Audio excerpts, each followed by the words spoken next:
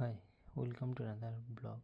আজকে আমি একাই বেরিয়ে পড়লাম কান্দির রাজবাড়ি, যেটা মুর্শিদাবাদ জেলায় অবস্থিত।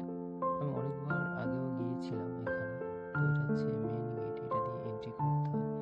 তো মন্দির প্রবেশ করতে গেলে মেনলি 3টে থেকে 4টে গেট তোমাকে পেরোতে হবে।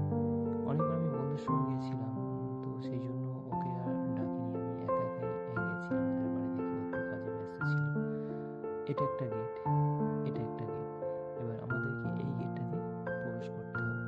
এই যে গেটটা দেখতে পাচ্ছ, এই গেটটা দিয়ে আমাদের প্রবেশ করতে হবে। প্রবেশ করার পর মাঝখানে একটা খোলামেলা জায়গা আছে, এখানে মন্দিরের বিভিন্ন বিল্ডিংগুলো রয়েছে, চারিদিকে ব্লক করা এবং এখানে প্রবেশ নিষিদ্ধ।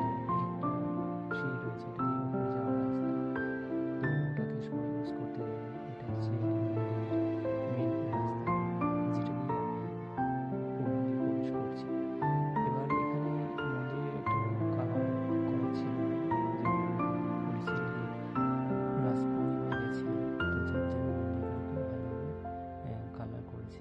এই যে মেন একটা জায়গা, যেখানে বসে তোমার সমস্ত মানুষজন হরিনাম করে, এটা হচ্ছে রাধাকৃষ্ণ মন্দির। এইভাবে একটা বিল্ডিংয়ের মধ্যে বিভিন্ন ঘর রয়েছে, সেই ঘরে এক একটা ঠাকুরের এক একটা মূর্তি রয়েছে। এই যে রাসের সমস্ত